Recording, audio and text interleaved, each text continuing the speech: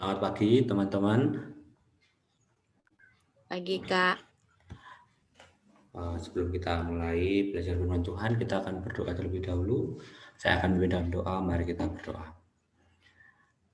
Ya Allah kami datang kepadamu, kami memuji, kami memuliakan Engkau, kami bersyukur karena anugerah-Mu, karena kasih-Mu kami bisa menikmati persekutuan lewat online ini. Kami bisa memuji, memuliakan Engkau, dan tiba saatnya kami akan belajar kebenaran firman-Mu ya Bapa.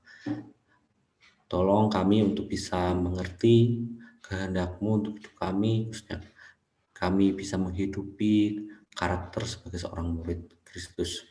Hamba-Mu yang akan menyampaikan kebenaran firman-Mu, kiranya Engkau urapi, Engkau berikan hikmat, sehingga hanya kehendak Allah saja yang hamba menyatakan kelemahan hamba. Terima kasih Tuhan, ini salam doa kami dalam nama Yesus berdoa. Amin.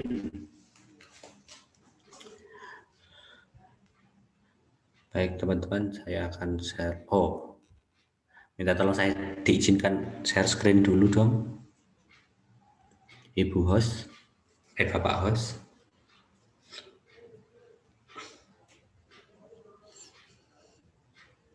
Oke.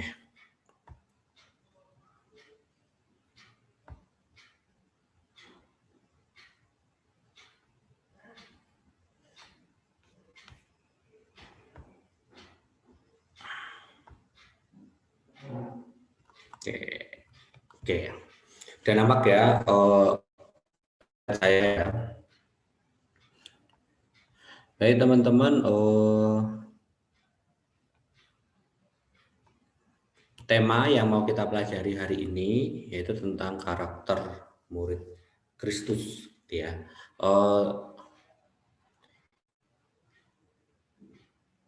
Kenapa saya kasih gambar ini ya? Itu gambar sawah yang saya dapatkan dari template slide-nya. Itu bukan tempat saya ya. Jadi di tempat saya tidak ada sawah, adanya kebun. Nah, saya mau bicara soal soal karakter murid Kristus gitu. Saya akan awali dari satu bagian Alkitab yang jauh ya. Di Wahyu 14 ayat 14 sampai 20. Saya berharap bisa ini ya, terbaca ya slide-nya. Kalau dari HP kayaknya kecil sekali. Teman-teman, mari kita buka bareng di Wahyu 14 ayat 14 sampai 20. Saya minta bisa dibacakan oleh dua orang ya, 3 ayat. Saya minta Silva untuk bacakan ayat 14 sampai 16. 14 sampai 16 Silva, sisanya minta tolong bacakan oleh Lani ya. Silva 14-16, sisanya minta tolong dibacakan oleh Lani. Bisa dimulai.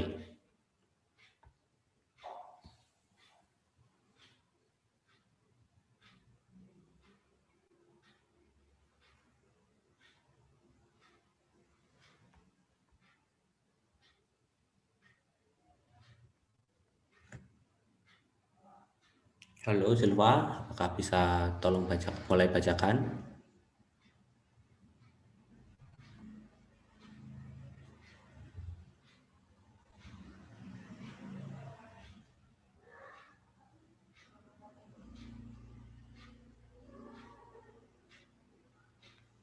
Silva masih ada di sana? Nova? Suaramu belum masuk.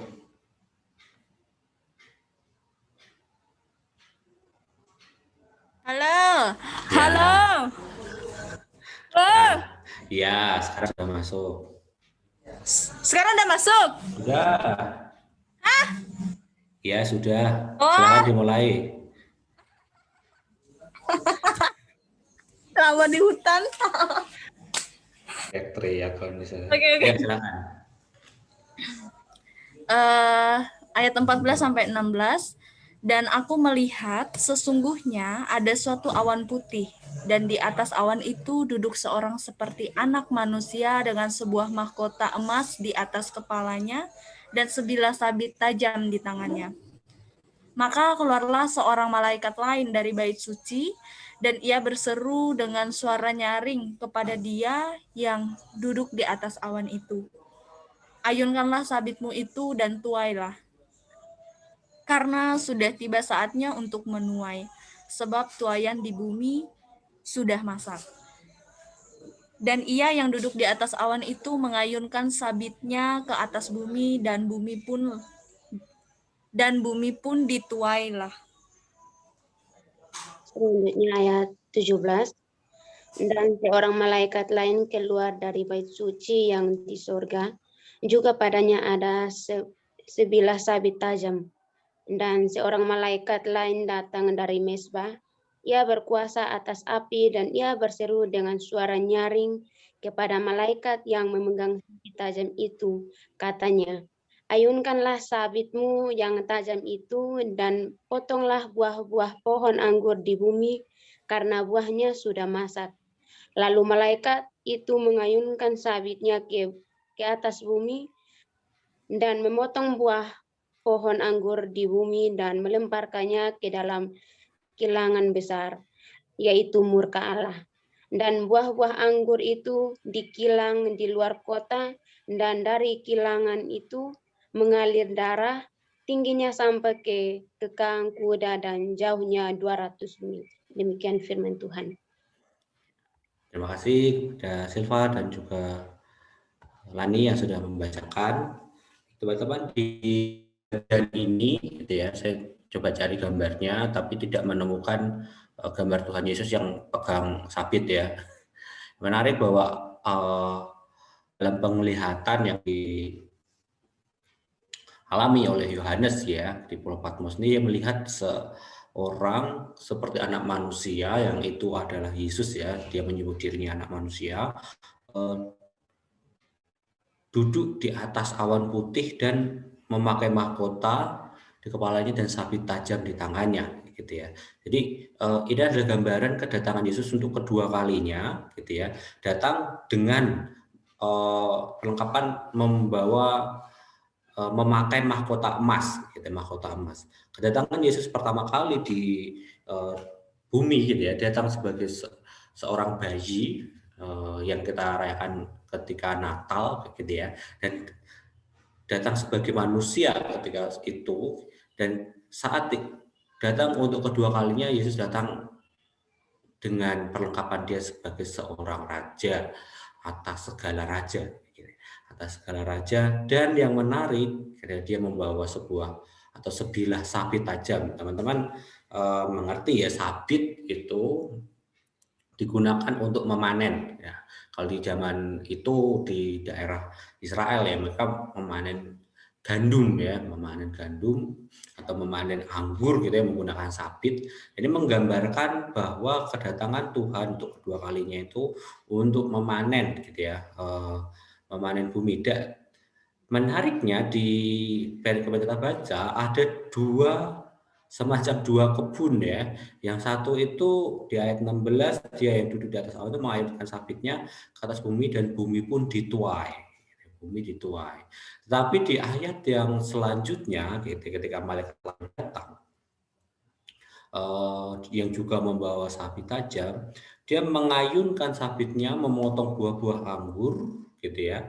Buah anggur itu sudah masak, tetapi buah anggur itu dilemparkan gitu ya. Jadi ia memotong 19 memotong buah anggur di bumi dan melemparkannya ke dalam kilangan besar, yaitu murka Allah. Dan dari kilangan itu mengalir darah. Ini menggambarkan satu penghukuman. Jadi yang satu kebun ini dituai gitu ya, untuk dinamati, ternyata yang lainnya itu dituai untuk dihukum. Ini satu gambaran tentang kedatangan Yesus kedua kalinya yang digambarkan di Wahyu. Kalau kita kembali dari awal penciptaan, sebenarnya teman-teman seluruh kitab kita dari Kejadian sampai Wahyu sebenarnya memberikan satu cerita yang besar, gitu ya. Ini ada kisah di Alkitab itu bisa dibagi menjadi 4 babak ini. Jadi babak pertama ada penciptaan, gitu ya. Penciptaan di Kejadian 1 sampai 2, bagaimana manusia menikmati Taman Eden. Dan ada di Kejadian 3, ada babak kedua adalah kejatuhan manusia, gitu ya. Di Kejadian 3 babak kedua itu kejatuhan manusia ketika Adam dan Hawa itu tergoda untuk memakan buah pengetahuan yang baik dan jahat, gitu ya. Sehingga mereka diusir dari Taman Eden dan menerima akibat dari dosa itu. Dan babak ketiga ada babak penebusan dalam sejarah, gitu ya, dari kita baca di Alkitab itu kisahnya dimulai dari ketika Abraham dipanggil, gitu ya.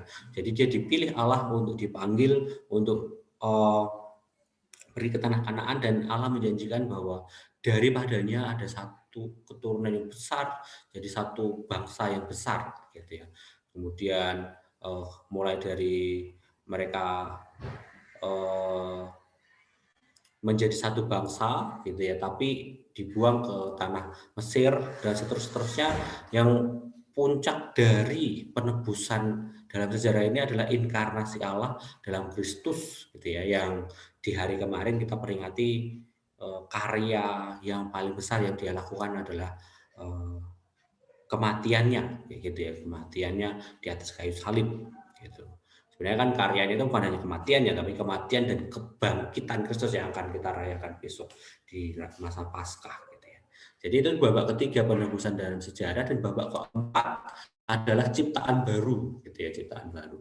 Jadi keseluruhan kisah Alkitab ini ada 4 babak ini, gitu ya.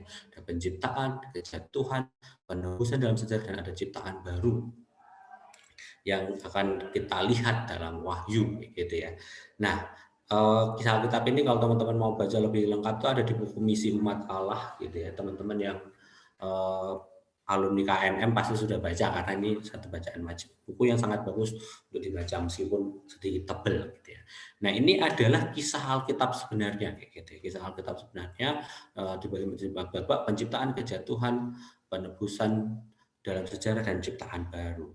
Kalau kita lihat teman-teman dalam penciptaan, gitu ya, penciptaan di Kejadian 1 ayat 31, Allah melihat segala yang dijadikannya itu sungguh amat baik, gitu ya. Sungguh amat baik. Jadi sudah sungguh pakai kata amat, gitu ya. Jadi penekanan yang besar bahwa ciptaan yang dijadikan oleh Allah itu sungguh amat teramat baik, gitu ya. Hanya, gitu ya, apakah kita saat ini masih bisa melihat dan merasakannya, bahwa ciptaan yang ada saat ini itu sungguh amat baik. Sejauh mana kita bisa melihat segala ciptaan, entah itu alam, gitu ya, entah itu alam, atau entah itu manusia dengan segala relasinya, gitu. Apakah saat ini kita bisa katakan sungguh amat baik? Teman-teman kemarin, baru kemarin banget ya, di Bandungan ada banjir bandang ya. Kayaknya juga pertama kali gitu ya, di dataran tinggi itu ada banjir. Teman-teman yang lihat di Instagram atau di berita-berita mungkin bisa lihat di Bandungan bisa banjir bandang. Dia sampai bilang, wah ini tanda-tanda akhir zaman ini, bahkan di gunung pun bisa banjir.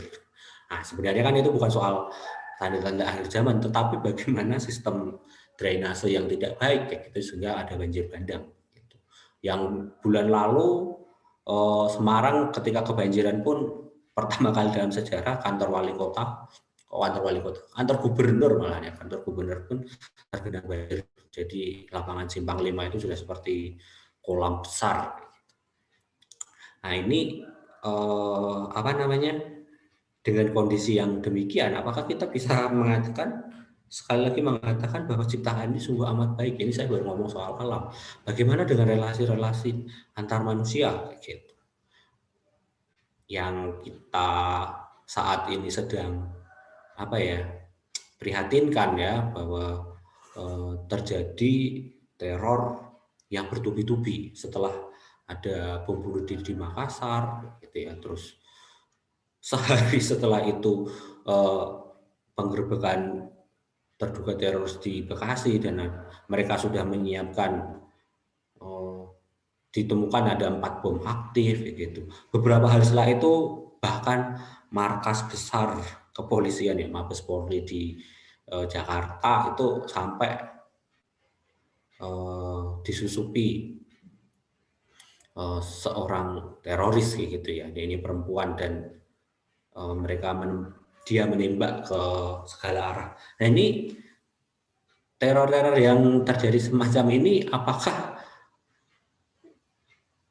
bisa mewakilkan bahwa ciptaan gitu relasi semua amat baik? Tentu tidak gitu. Tentu tidak karena kondisi sekarang seluruh dunia gitu dikuasai oleh dosa akibat dari kejatuhan yang pertama Adam dan Hawa di Kejadian 3. Nah teman-teman, akibat kejatuhan manusia kalau kejadian 3 itu paling tidak ada kerusakan relasi. Ya kalau saya temukan sih ada 4 relasi ya. Yang pertama itu kerusakan relasi dengan Allah gitu ya. Manusia takut ketika Allah datang untuk menemui mereka di hari itu. Lalu dikatakan di ayat 8 ketika mereka mendengar langkah Allah gitu ya, langkah Allah ya manusia ini bersembunyi gitu ya, bersembunyi. Mereka takut ketemu dengan Allah. Hal itu tidak terjadi di sebelum-sebelumnya. Kita tahu bahwa ada relasi yang dekat antara Allah dan manusia. Mereka bisa berkomunikasi langsung, gitu ya. Adam dan Hawa bisa berkomunikasi langsung dengan Allah, gitu. Tanpa ada takut, dia tidak perlu sembunyi. Kemudian ada kerusakan relasi dengan diri sendiri. Gitu. Manusia itu merasa malu ketika telanjang, bukan karena telanjang, gitu ya. Padahal dari awal penciptaan, memang Adam dan Hawa ini manusia ini diciptakan ya telanjang kayak gitu ya, memang sehingga telanjang sehingga ketika mereka sembunyi kan, manusia kan sembunyi ketika kami mendengar langkahmu dikatakan gitu ya, kami sembunyi karena kami telanjang. Nah, Tuhannya heran kan, siapa yang kasih tahu kamu kalau kamu telanjang kayak gitu.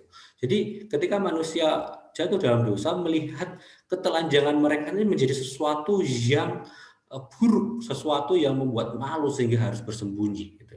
Dia melihat diri mereka itu keliru, melihat diri mereka itu tidak baik atau tidak sempurna. Ada relasi yang rusak dengan diri sendiri. Yang kita tahu yang ketiga ada relasi yang rusak dengan sesama. Yang jelas ketika Adam ditanya apakah kau makan gitu, dia menyalahkan perempuan yang kau tempatkan di sisiku ini yang memberikan kepadaku gitu. Padahal kalau kita teliti gitu di ayat itu sebenarnya ketika ular menggoda Hawa gitu ya, Adam di situ gitu ya kan, dikatakan kurang lebih dikatakan demikian ketika perempuan itu makan mengambil buah itu dan memberikan kepada suaminya yang ada di situ juga gitu. Nah, sebenarnya Adam pun ada di situ ketika istrinya digoda, tapi ketika dia jatuh dia salahkan istrinya. Ditanya istrinya salahkan ular. Gitu. Ada relasi yang rusak dan saling menyalahkan. Gitu. Yang keempat ya relasi yang rusak dengan alam jelas gitu ya. Ada ayat 17 itu satu hal yang menarik gitu ya, dikatakan terkutuklah tanah karena engkau gitu. Jadi yang berdosa manusia yang terkutuk adalah tanahnya. Jadi semak belukar yang akan ditumbuhkan oleh tanah itu. Saya pernah ingat gitu ya ketika mengikuti satu KM ketika pembicara menceritakan ya bagian ini terkutuklah tanah. Yang kita lihat saat ini, gitu, ketika sebuah tanah itu tidak dikelola, gitu ya, biarkan nganggur. Kira-kira yang tumbuh apa? Apakah akan tumbuh pohon rambutan? Apakah akan tumbuh durian? Dari ya, jadi didiamin. Yang pasti tumbuh apa? Pasti rumput liar. Gitu. Yang pasti tumbuh adalah rumput liar.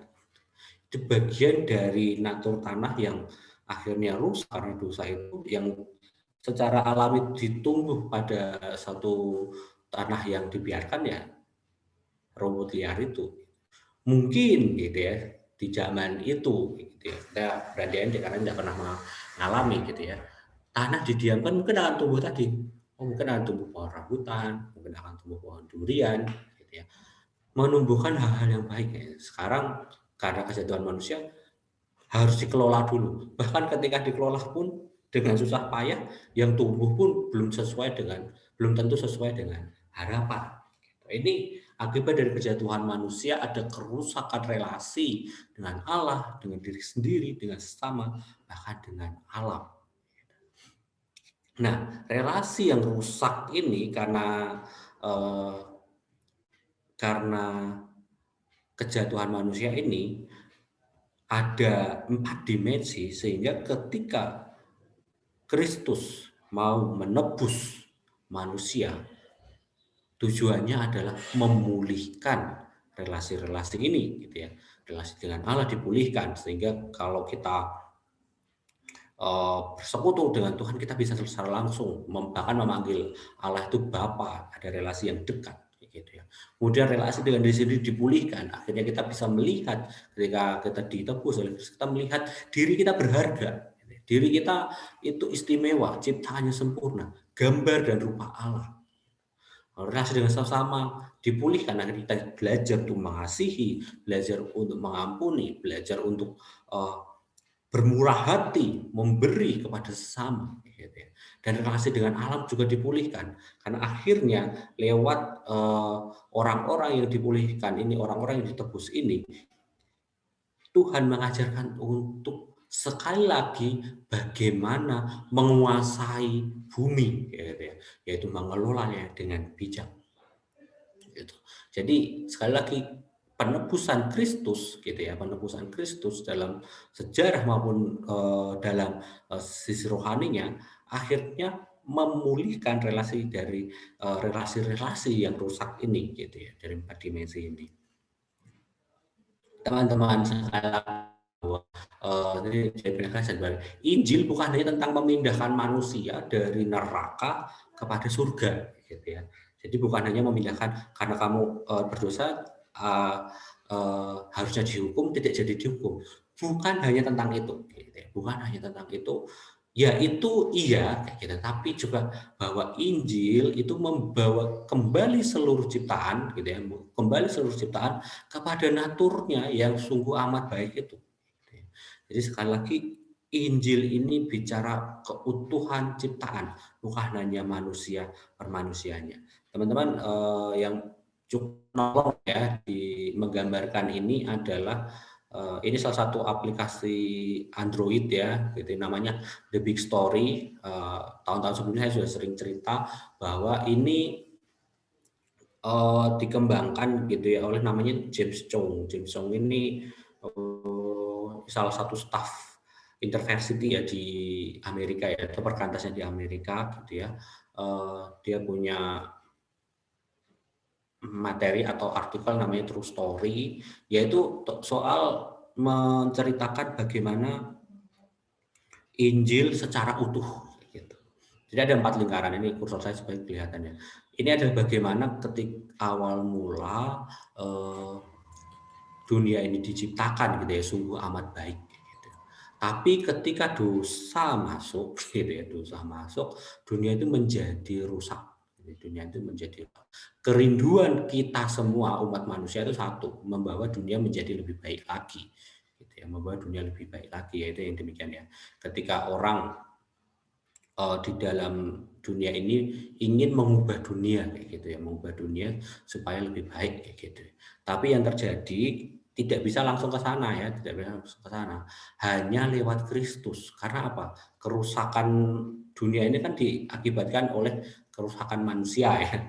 Jadi yang merusak bumi ini gitu ya, baik alam maupun relasi-relasi di dalamnya itu manusia. Butuh untuk diubah dari sisi manusia dulu. Ya, siapa yang bisa mengubah kembali manusia kepada ciptaan semula kayak gitu ya? Ya tentu penciptanya yaitu Kristus. Yaitu Kristus ya. Ketika orang mau menerima Kristus, dia diubah dari dalam, gitu menjadi manusia baru, gitu ya. Dia diubahkan dari dalam sedikit demi sedikit jadi manusia baru, dan dia dipanggil akhirnya untuk mengubah dunia, mengubah orang di sekitarnya. Nah ini panggilan kita ketika kita mau memberitakan Injil kan kadang kita misalnya dengan ilustrasi jembatan itu kan baik gitu ya, karena menolong kita untuk mengerti akibat-akibat dari dosa gitu ya, dan berkat-berkat yang diterima ketika mengakui Yesus sebagai Tuhan gitu ya. Tapi ada satu kelemahan, yaitu tidak bisa menjelaskan secara utuh panggilan sesungguhnya sebagai orang yang sudah percaya itu adalah membawa orang lain untuk juga percaya kepada Kristus gitu. Saya lanjutkan teman-teman, sekali lagi kembali kepada di Wahyu 14 tadi yang kita sudah baca gitu ya. Tadi saya sudah jelaskan, nampak bahwa ada ladang nampaknya ya. Nampak 2 ladang di ayat 16 itu bumi dituai. Dituai dikatakan sudah selesai, katanya bumi dituai gitu. Yaitu adalah orang-orang gitu ya yang akhirnya mendapatkan hadiahnya gitu ya, kurang lebih ya. Mungkin kalau bahasa yang lebih gampang ini, hadiahnya ketika dia sudah hidup dunia, dia menikmati relasi dengan Kristus gitu ya. Ada dalam perjamuan kawin anak domba kalau dalam bahasa di Wahyu kayak gitu ya. Tetapi di ayat 19 sampai 20 ada yang dilemparkan ke dalam kilangan. Kilangan itu teman-teman tahu ya, kilangan itu yang untuk meras anggur gitu ya. Tapi dalam kilangan itu mengalirnya itu darah gitu. Darah itu simbol dari kematian ya. Kalau itu jelaskan sebenarnya dalam kilangan itu yaitu murka Allah. Memang akhirnya di akhir zaman akan ada penghakiman. Akan ada penghakiman mana yang akan diberi imbalan dan mana yang akan diberi hukuman. Itulah penghakiman ya. Nah, yang menjadi pertanyaan kan, berdasarkan apa sih penghakiman ini, teman-teman? Paulus gitu ya, dalam suratnya kepada Galatia, di Galatia 6 ayat 7-8 itu memberi satu peringatan pada gerejanya itu ya. Jangan sesat, Allah tidak membiarkan dirinya dipermainkan. Karena apa yang ditabur orang, itu juga akan dituainya. Sebab barang siapa menabur dalam dagingnya, ia akan menuai kebinasaan dari dagingnya. Tapi barang siapa menabur dalam roh, ia akan menuai hidup yang kekal dari roh itu. Teman-teman, lagi ini surat Paulus kepada jemaat Galatia, yang artinya jemaat ini adalah orang-orang yang sudah percaya kayak gitu ya, orang-orang yang sudah Kristen kayak gitu. Dengan peringatan yang keras dikatakan jangan sesat gitu ya. Allah tidak membiarkan diri dipermainkan, karena jemaat di Galatia waktu itu ketika mereka sudah percaya, mereka punya anggapan udah pasti masuk surga, udah pasti diselamatkan kayak gitu ya. Tapi hidupnya masih sembarangan gitu. Hidupnya masih seenaknya sendiri gitu. Mau ditegur dengan kata jangan sesat gitu. Jadi penghakiman yang saya ceritakan tadi berdasarkan apa? Berdasarkan apa yang dia tabur gitu ya. Karena jelas ini hukumnya gitu ya. Apa yang ditabur orang itu yang akan dituainya. Gitu ya. Barang siapa menabur dalam daging, dia akan menuai kebinasaan, dan barang siapa menabur dalam roh akan menuai hidup kekal. Di sini mengingatkan kita sebagai orang yang sudah percaya, maupun orang yang sudah Kristen gitu ya. Bisa jadi kita itu masih saja naburnya itu dalam daging. Naburnya itu dalam daging. Seperti apa sih nabur dalam daging itu?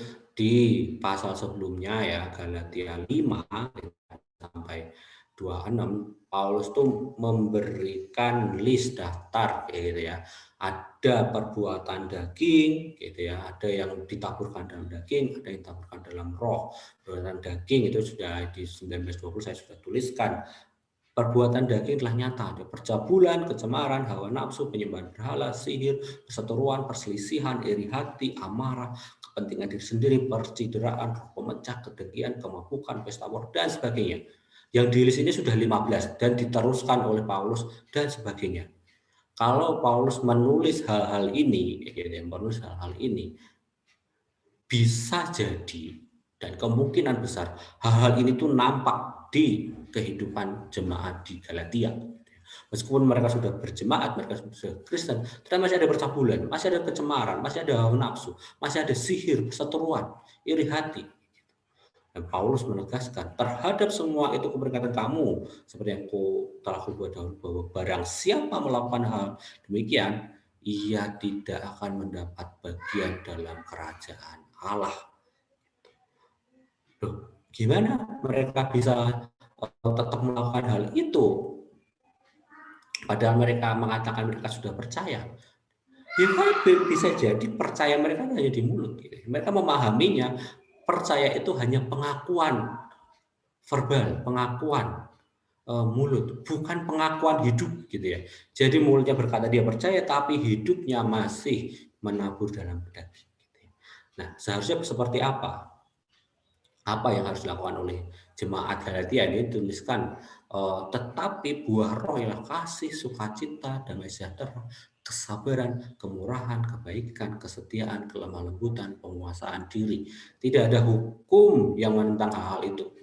Jadi di luar hukum Kristen pun tidak mungkin menentang soal kasih, sukacita, damai sejahtera, kesetiaan, dan seterusnya. Tidak ada hukum yang menentang ini.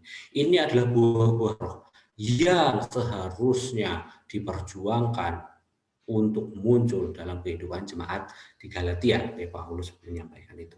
Teman-teman, kalau kita lihat gitu ya, ada buah-buah roh ini, ada kasih, sukacita, dan seterusnya. Teman-teman, ini adalah hal-hal yang seharusnya muncul dalam kehidupan orang yang sudah percaya. Yang ngomongin beberapa hal, kan semuanya tidak cukup waktu.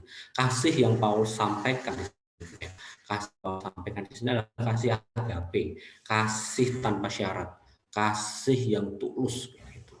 Karena apa? Seringkali gitu ya, kita mengasihi hanya kepada orang yang mengasihi kita. Itu balas, bukan kasih yang sesungguhnya, itu bukan kasih agape. Atau kita mengasihi demi mendapatkan sesuatu gitu ya. Jadi pamrih gitu ya, pamrih. Tapi Paulus mengajarkan kasih ini agape. Kasih agape adalah kasih tanpa syarat, kasih yang tulus, dan kasih kepada siapapun akhirnya. Kasih kepada siapapun, termasuk kasih kepada orang-orang yang sudah menyakiti kita, yang sudah mengecewakan kita. Itulah kasih. Terus saya bercerita kedua adalah mungkin kemurahan gitu ya. Kemurahan itu berarti mau memberi gitu ya, mau berbagi, mau untuk bermurah hati dalam ketulusan.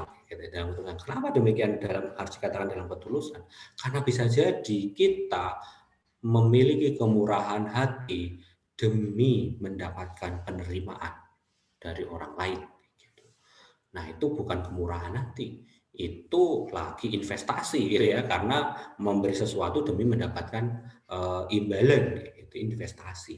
Di bagian terakhir Paulus dari daftarnya 9 buah roh ini dia menuliskan penguasaan diri. Sekali lagi teman-teman, ini adalah bagian dari yang kita perjuangkan. Penguasaan diri tentu bukan hal yang mudah.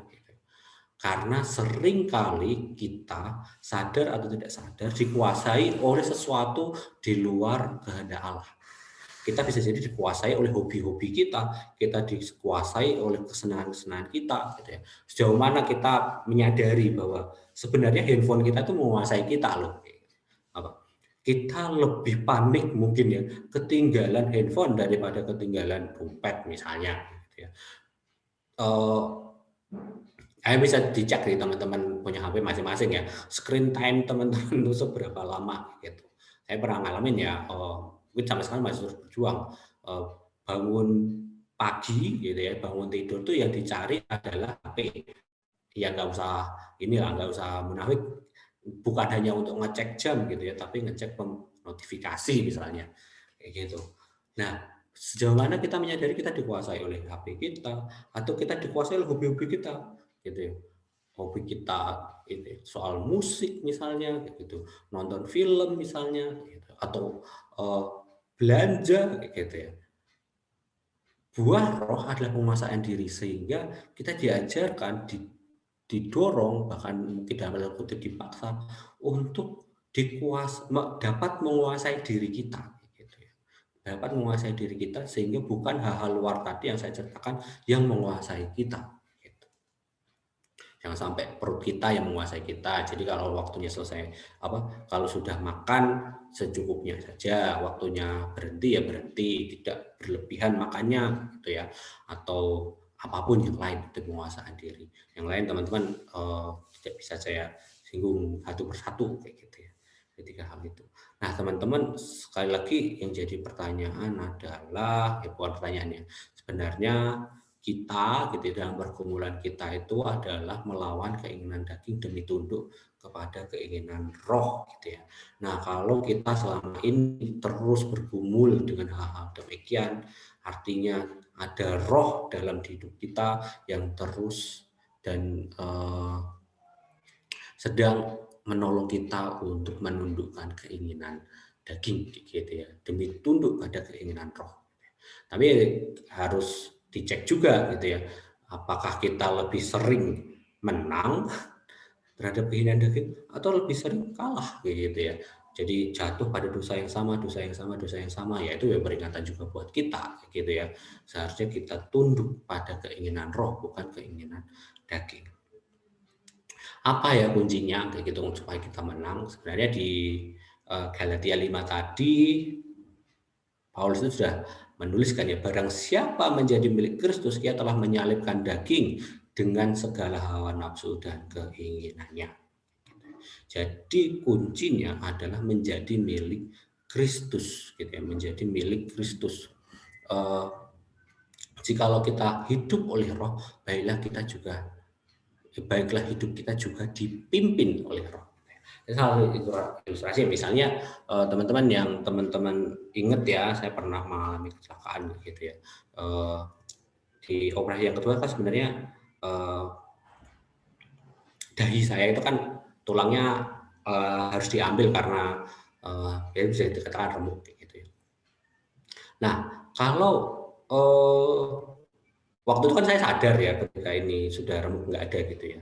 Kalau saya mau gitu ya, saya mungkin aja dengan pemikiran saya, oh bisa saya bedah sendiri nih, bisa saya tambah lagi nih pakai semen, apa mau 3 roda kayak holcim kayak gitu ya. Mungkin kalau saya mau, tapi kan tidak mungkin itu saya lakukan karena saya tidak tahu. Yang bisa saya lakukan adalah datang ke dokter kayak gitu ya, menandatangani dokumen-dokumen gitu ya. Ya tanda tangan pasti orang tua saya karena saya masih berada di tanggung jawab orang tua saya gitu ya. Ada orang tua tanda tangan, kemudian saya ya udah pasrah kayak gitu ya, pasrah, disuruh untuk ganti baju ya ganti baju, dibawa ke meja operasi, dibilang siap ya Mas, siap ya, saya disuntik obat bius, ya udah saya tidak sadar dan dokterlah yang melakukannya gitu ya, menambal gitu. Demikian juga ketika kita mau dipimpin oleh roh gitu ya, dipimpin oleh roh ya, akhirnya kita dalam tanda kutip ya pasrah kayak gitu ya, ya berserah, mau apain oleh roh itu gitu ya. Dipimpin kemana ya mau aja gitu, karena pasrah dan berserah dan keyakinan kita roh akan memimpin kepada jalan hidup yang baik gitu. Yang terakhir ini ya, bagaimana kita hidup dipimpin oleh roh? Yang pertama jelas kita harus mengetahui kehendak roh itu. Bagaimana? Ya dia kehendak roh itu kan dinyatakan lewat firman Tuhan gitu ya, lewat firman Tuhan. Entah yang kita pelajari sendiri lewat sate gitu ya, lewat PA gitu ya, lewat persiapan KTP, atau kita pelajari dari orang lain gitu, dari kakak KTP kita atau dari pendeta kita gitu. Jadi yang pertama yang kita lakukan adalah mengetahui kehendak roh itu apa. Jadi mau belajar firman, harus mengerjakan itu saat teduh ya, disiplin rohani itu kita harus tetap mau melakukan PA secara pribadi maupun kelompok gitu ya. KTB, karena lewat KTB itu kan kita sharing kayak gitu ya, kita saling dikuatkan oleh orang lain kayak gitu. Terus yang kedua kuncinya adalah jelas tinggal dalam komunitas gitu ya. Tentu komunitas sesama orang percaya yang mendukung gitu ya. Karena apa? Kita tidak bisa sendirian hidup di dunia ini. Termasuk kita tidak bisa sendirian berjuang hidup dipimpin oleh roh. Komunitaslah yang mendukung. Sehingga kita perlu datang ke persekutuan, kita tetap lagi KTP, dalam KTP kita aktif gitu ya, saling menguatkan dan bersedia untuk dikuatkan gitu ya. Jadi ada keterbukaan gitu ya, dari kegagalan-kegagalan atau perkembangan kita ya, kita belajar terbuka dengan kakak KTP dan saudara-saudara KTP kita. Ya, kita ikut persekutuan ibadah di gereja. Teman-teman, penting ya, ini saya sampaikan bahwa teman-teman ikut persekutuan PMK itu tidak menggantikan gereja ya. Jadi kalau sudah ikut persekutuan PMK, PU misalnya gitu ya, bukan berarti sudah nggak perlu lagi pergi ke gereja. Tentu harus tetap pergi ke gereja karena di situ juga tempat kita bisa bertumbuh. Nah, itu teman-teman, baik kunci kita dipimpin roh, ketahuilah kehendak roh dan tinggallah dalam komunitas. Dalam usaha kita untuk hidup dalam kehendak roh, ada anugerah Allah yang besar gitu yang untuk menuntun kita, bahkan menguatkan kita sehingga kita hidup seturut dengan kehendak Allah. Jadi komunitas orang percaya ini seperti saya ceritakan tadi ada 4 babak cerita Alkitab ya. Jadi penciptaan, kejatuhan, penebusan dalam sejarah dan ciptaan yang baru. Sebenarnya komunitas orang percaya adalah cara Allah untuk menolong dunia ini mencicipi dunia yang baru yang akan datang. Ciptaan baru tadi akan seperti apa sih rasanya? Ya, akan mereka lihat dalam komunitas orang percaya itu, di mana kasih ditinggikan, gitu, ada kerendahan hati, ada kejujuran, ada kesetiaan, ada kelemah lembutan, gitu. Komunitas itulah yang memberi contoh dunia baru, ciptaan baru seperti apa. Jadi kita merenungkan sejauh mana komunitas kita, entah KTP kita, entah PMK kita, entah persekutuan di gereja kita, menampakkan ciri-ciri ciptaan baru yang Allah inginkan. Atau jangan-jangan komunitas kita sebagai orang percaya ini ya sama aja gitu ya dengan komunitas lainnya gitu. Ya tetap ada iri hati, ya tetap ada percabulan, ya tetap ada kemarahan gitu. Nah, komunitas kita perjuangkan untuk bisa menunjukkan karakter seorang murid itu seperti apa sih? Ya kayak gini gitu. Sehingga orang yang nggak percaya itu tertarik untuk hidup dalam komunitas orang percaya ini gitu. Orang yang tidak percaya, jadi komunitasnya jadi kesaksian bagi orang-orang sekitar kita yang tidak percaya. Nah, itu saja yang bisa saya sharingkan. Terima kasih teman-teman. Mari kita terus berjuang bersama-sama menghidupi karakter Kristus, menghidupi buah-buah roh itu dalam kehidupan kita dan terus mengharapkan anugerah Allah yang bisa menguatkan kita. Terima kasih banyak. Mari kita akhiri dengan berdoa. Ya Allah Tuhan kami mengucap syukur kepadamu karena anugerah-Mu, yaitu kami bisa menikmati keselamatan yang daripada pengorbanan Kristus. Dan kami juga akhirnya memahami bahwa panggilan kami adalah untuk hidup menghidupi karakter sebagai seorang murid, sehingga hidup kami menjadi kesaksian bagi orang-orang sekitar kami. Kami mohon ampun kalau kami masih memiliki kecenderungan tunduk pada keinginan daging. Ampuni kami ya Allah, dan Kau kiranya memberikan kami kekuatan untuk bisa memahami kehendak-Mu dan tunduk pada kehendak-Mu. Terima kasih Tuhan untuk firman-Mu. Kami akan melanjutkan kepada kami. Dalam nama berdoa. Amin.